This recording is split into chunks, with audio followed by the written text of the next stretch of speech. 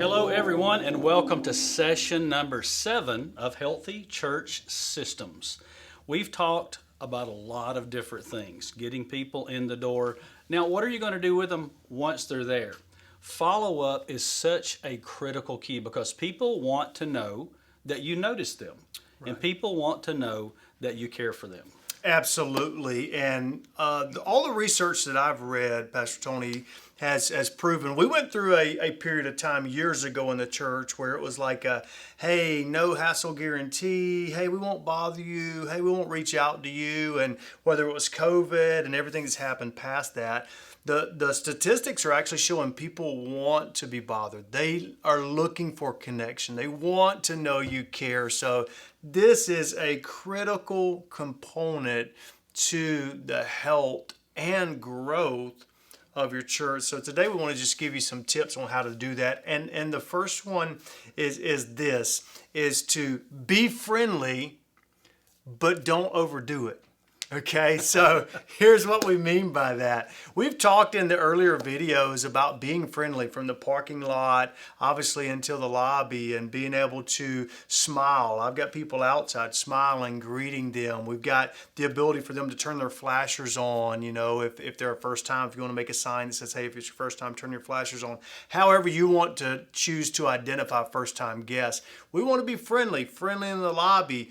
But especially if you're at a small church and you know everyone, I would tell you two things to be careful of. One is what I call the stare, and that is, I can remember going to my wife's hometown, and she's from a very small hometown, and it was years after we had been married. We went home to visit, and we were going to meet some of her family at a restaurant, very small town. And if you've ever seen the movies, like we walked into the movies because everything's going, it's loud. We opened the doors, and as soon as we walk in, everybody just stopped and said, kind of looked at us like, what are you doing here? You know what I mean? And of course, we felt awkward, like we're just here to eat. So make sure to train your people. Be careful from the awkward stare. Don't be looking like, what are you doing here? And then secondly, don't overdo it. Don't be so anxious and so, oh my goodness, you're here for the first time, as if you've never had a visitor.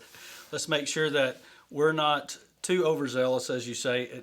You don't necessarily always have to shake a hand. Right. Sometimes if the person seems a little standoffish, just saying hello works just as well. The second thing is make sure that you have a clear and easy way to obtain their information. That is so critical. Yes. If you are going to follow up, you have to have a means by which to do so. So most churches, we have what we call a connect card. That's just basic information they're going to give you. You can do that. We have them in our seat backs, but we talk about it in every service. And we also have other ways for them to turn that connect card in. You can have a table out in your foyer that says new here, that people can go up, and you need to put the right people at that table. That's for sure, because you need that person that already knows everybody. So when they're looking, they know who is new, and they can approach them in a very kind and friendly manner and just ask him if this is your first time. Yeah, and one little, what I may call a cheat code, if you will, like a secret, and some of you may say, hey, we've been doing this for years, but I meet a lot of people who don't. And that is, a lot of times first-time guests aren't interested in giving you their information. They're not really anxious about it, or maybe they just forgot about it. If they have kids, the reason the children's check-in process is so important is because after service, whether you send out a text, whether you do a quick huddle, if you'll get with the other people that are running the other departments and say, hey, did you have anyone new check into your area? They have to check in their children, and so that's another way to obtain that first-time guest information. We get a lot of first-time guest info from that kid check-in process. That's good. And number 3 would be make sure that you have an area in your church that they can meet you after service. We call it the Connect Room.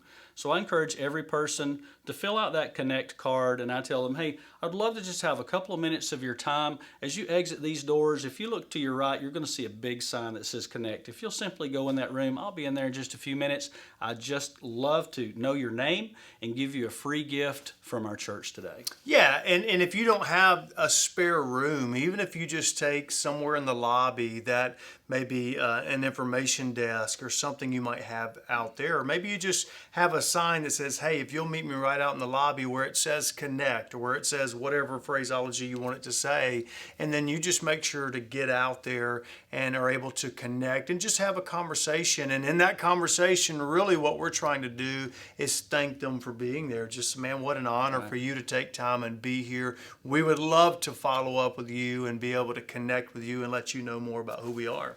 I believe that gift is really important as well. It can be a myriad of things, but it needs to be something that they feel is valuable, that it costs you something. Inside that packet as well needs to be some information about your church, how they can take their next step, different things like that. Yeah, the next thing is actually follow up with them, right? So we're talking about a follow-up process, and we can do a lot of things where it's, we're trying to identify them, we're trying to be friendly to them, we have these connect cards, but man, how bad it would be if we do not do anything beyond that. And so there are a number of options here. I'm not going to tell you that there is only one way to do it. I think some simple things to do is you can have some letters that are already pre-done, so you're not having to type a new letter every time you have a visitor, that you will hand sign. It's on letterhead, just thanking them for coming that day and inviting them back to attend again, or inviting them back to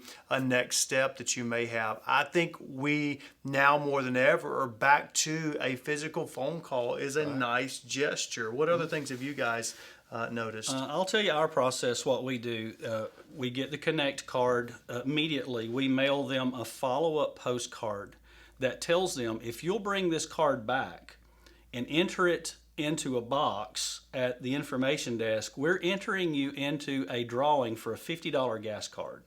So that lets us know if they come back for a second visit. That same week, midweek, I give them a phone call personally from me. A lot of people are blown away. Wow, you're the pastor and you took time to call me? Yeah, you're important to me. You're a first-time guest. I'd love to see you again. Just let them know if you have any questions. You can ask me. This is my number. Call me anytime you want to. Third is we mail them a letter at the beginning of the week that they'll get at the end of the week. So in that 1 week, they've got a postcard, they've got a phone call, and they've got a letter thanking them for coming. And then if they turn that second time guest card in, letting me know they were there, I call them back and invite them to lunch. Depending on the size of your church, you may or you may not can do that. I know one guy that has a large church, and he invites everybody over that was there that day for lunch with him. It may not be individual, whatever works best for you, but do something to make them feel special. And I think the final thing here is make sure to have something to connect them to their next step. And it's so critical. If someone comes to your church as a visitor, whether saved or unsaved, and if they're unsaved, we know, hey, we'd love that next step to be saved. And if they're saved, we would like them to be baptized. And some people may be coming that have already experienced all the things that go along with their spiritual health. But what's their next step as a church? A lot of people have a growth track or a connect track. A lot of people will have, as you mentioned, it may be a dinner or lunch at someone's house or at the pastor's house. I've heard of pastors' breakfasts. Like, it could be any number of things, but help me know what my next step is. Don't let me just receive a letter say, hey, we'd love for you to come back, and then I come back, and then now what? I need to know what's another step to learn more about the church. What's another step to get engaged into the life of the church? Like, what is that next step you want me to take? That's good. And you as a pastor, don't feel like you have to do everything. You find that person, a volunteer in your congregation that loves people and they're very administrative. You put them in charge of this, they will own it. Right. They will do everything necessary to make sure that you have all the information that you need to follow up with those people and get those people connected. So if it's important, you'll devise a strategy and a plan to make people feel like they're welcome at your church. So we want to say thank you for joining us again today. And there's going to be some information. Where's it at? It's right at the bottom of your screen. And man, it's been an honor to meet with you again. We can't wait to see you next time.